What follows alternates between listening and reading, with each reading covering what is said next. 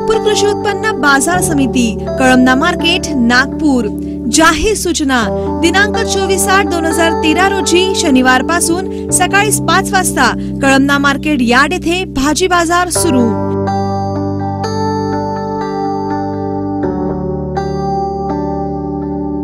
सर्व शेतकरी बंधू, नागरिक, ग्राहक, व्यापारी यांना सूचित करण्यात येते की समितीचे कळमना मार्केट यार्ड येथे दिनांक 24/8/2013 रोजी शनिवार पासून सकाळी 5 वाजता भाजी बाजार सुरू होत आहे।